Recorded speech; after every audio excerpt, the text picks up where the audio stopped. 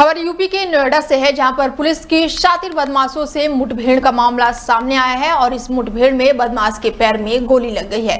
Central Noida police की बड़ी कार्रवाई देखने को मिली है, जहां पर चेकिंग के दौरान नोएडा पुलिस की शातिर बदमाशों से मुठभेड़ हुई है और पुलिस मुठभेड़ के दौरान बदमाश के पैर में गोली लग गई। पुलिस ने घायल बदमाश को इलाज के लिए तुरंत ही अस्पताल में भर्ती कराया। बदमाश के कब्जे से पुलिस ने अवैध तमंचा, 5,000 रुपए के नकद और चोरी के बाइक भी बरामद की है। पकड़े गए बदमाश ने अपने साथियों के साथ मिलकर चोरी की घटना को अंजाम दिया था। इसके साथ ही शातिर बदमाश दिल्ली हरियाणा में लूट और ठगी की घटनाओं को लगातार अंजाम दे चुके थे और आधा दर्जन मुकदमे इन बदमाशों पर दर्ज है। सेंट्रल नोएडा के बिसरख थाना पुलिस की चेकिंग के दौरान ये मुठभेड़ का मामला सामने आया है।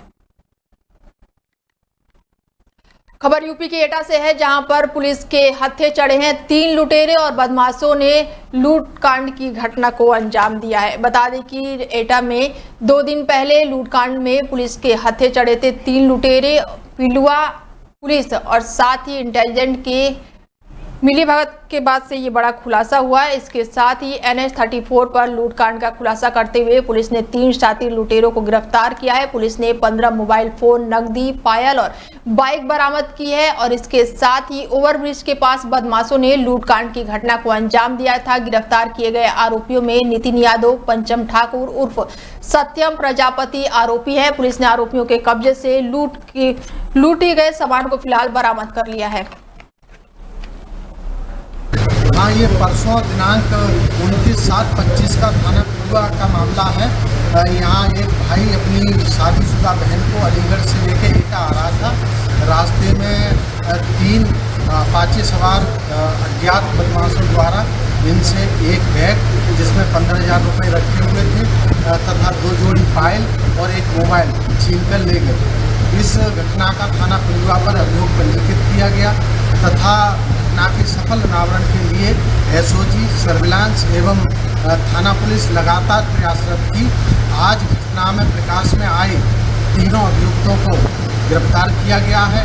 गिरफ्तारशुदा अभियुक्तों के नाम नितिन यादव शीतलपुर का रहने वाला है, जो थाना कोतवाली नगर क्षेत्र में पड़ता है, तथा पंचम ठाकुर ये पवास कोतवाली देहात का रहने वाला है।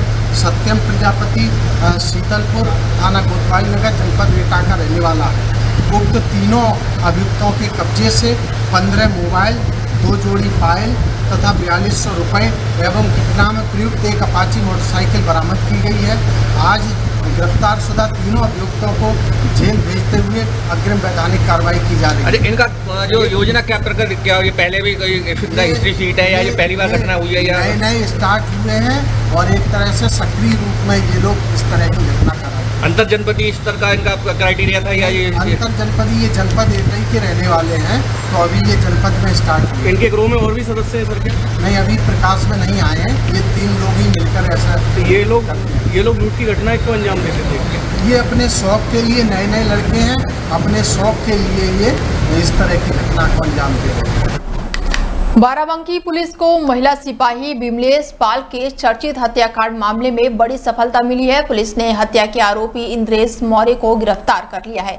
पुलिस अधीक्षक ने आयोजित प्रेस कॉन्फ्रेंस में गिरफ्तारी की पुष्टि की। उन्होंने बताया कि आरोपी को पकड़ने के लिए 3 पुलिस टीमों का गठन किया गया था, जिन्हें संयुक्त प्रयास से गिरफ्तार किया गया है और इसी बीच मामले में नए तथ्य भी अब सामने आए हैं। मृतक के जीजा ने दावा किया है कि पुलिस को विमलेश की स्कूटी 27 जुलाई को मिली थी, जबकि शव 30 जुलाई को बरामद हुआ।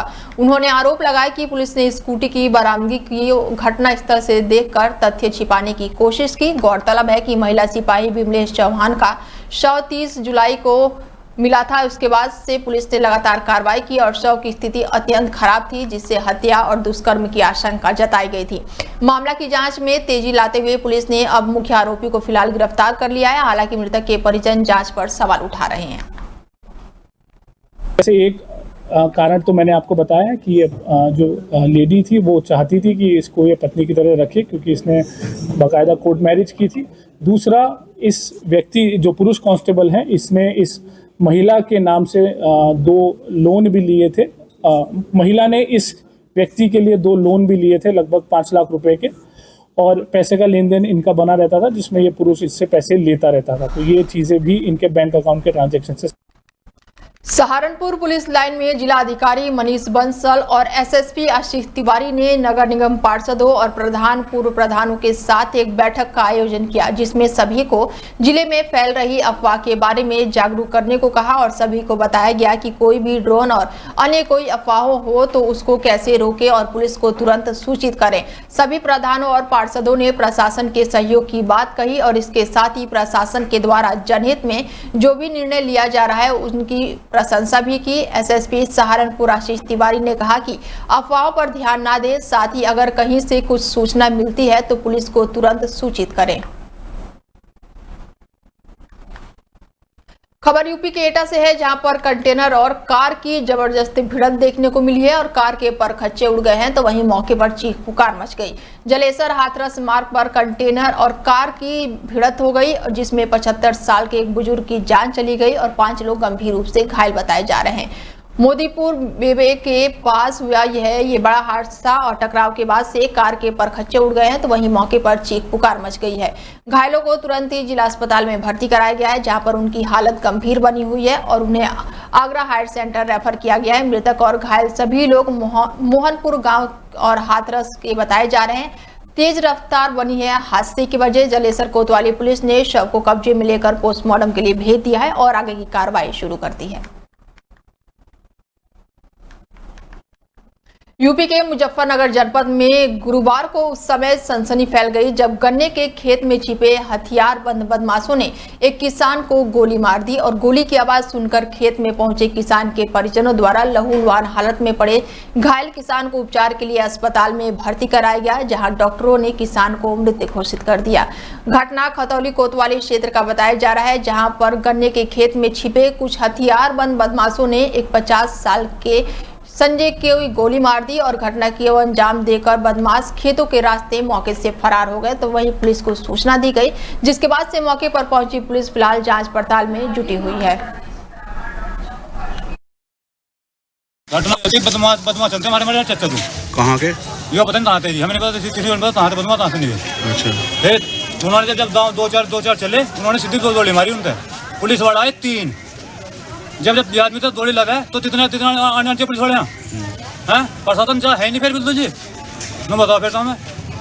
अभी थोड़ी देर पहले पुलिस को ग्राम अंतिस से एक व्यक्ति को गोली लगने की सूचना प्राप्त हुई थी, जिस पर स्थानीय पुलिस द्वारा तथा क्षेत्राधिकारी और मेरे द्वारा मौके पे पहुंचा गया। इसमें जिस व्यक्ति को गोली लगी थी उसके परिजन उसको हॉस्पिटल लेके गए, जहां उपचार के दौरान उनकी दुखद मृत्यु हो गई। पुलिस द्वारा मौका मुआयना किया गया है और ये ईख के खेत है जहां पे इनको गोली लगने की सूचना प्राप्त हुई है। पुलिस द्वारा फील्ड यूनिट की टीम भी मौके पे बुलाई गई है। पंचायतनामा पोस्टमार्टम। यूपी के आगरा में बरसात के मौसम में रेलवे और अंडरपास पर पूरी तरह से पानी भर गया है। पानी निकलने के लिए इंतजाम नहीं हुआ है, तो वहीं रास्ते पूरी तरह से बंद हो गए हैं। कार में लोग फंसे हुए हैं और बहुत ही मुश्किल से बाहर निकल रहे हैं। कार में सवार बच्चे और लोग डूब गए हैं। मौके पर स्थानीय लोगों ने बड़ी ही मुश्किल से फंसे हुए लोगों को रेस्क्यू करके किसी तरह बाहर निकाला। घटना का वीडियो सोशल मीडिया पर तेजी से वायरल हो रहा है। पानी में तैरती हुई कारें भी नजर आ रही हैं। खबर यूपी के चंदौली से है, जहां पर नहाते समय गहरे पानी में युवक डूब गया और चेतावनी देने के बाद भी लोग अपनी लगातार मनमानी कर रहे हैं। नहर में नहाते समय युवक डूब गया है, तो उसके बाद से परिजनों में चीख पुकार मच गई है। मौके पर भारी संख्या में भीड़ इकट्ठी हो गई है, तो वहीं सूचना मिलने के बाद से तत्काल पुलिस पहुंची और रेस्क्यू ऑपरेशन शुरू कर दिया। लोकल गोताखोरों के मदद से रेस्क्यू ऑपरेशन शुरू किया गया, जिसके बाद से कड़ी मशक्कत के बाद युवक का शव बरामद हुआ। पुलिस ने शव को कब्जे में लेकर पोस्टमार्टम के लिए भेज दिया है, तो वहीं पुलिस का सख्त पहरा आसपास देखने को मिल रहा है। पुलिस के बार बार चेतावनी देने के बाद भी लोग अपनी मनमानी कर रहे हैं। कोतवाली अर्जुन सिंह खुद बाधित एरिया की लगातार मॉनिटरिंग कर रहे हैं और आए दिनों मौत को रोकने के लिए असमंजसता में लोगों को जागरूक कर रहे हैं। पुलिस की अपील है कि जिम्मेदार नागरिक बने रहें और नियमों का लगातार पालन करें। चकिया कोतवाली क्षेत्र का ये मामला बताया जा रहा है।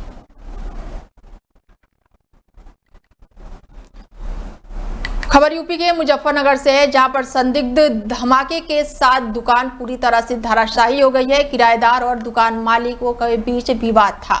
सराफा व्यापारी की दुकान में धमाके से हड़कंप मचा हुआ है। धमाके के चलते आसपास की दुकानों में दरारें आ गई हैं। धमाका होने के बाद से दुकानें क्षतिग्रस्त हो गई हैं। एफएसएल यूनिट और फायर सर्विस की टीम जांच कर रही है। सैकड़ों व्यापारियों ने थाने का घेराव किया है। शाहपुर थाना क्षेत्र का ये मामला बताया जा रहा है।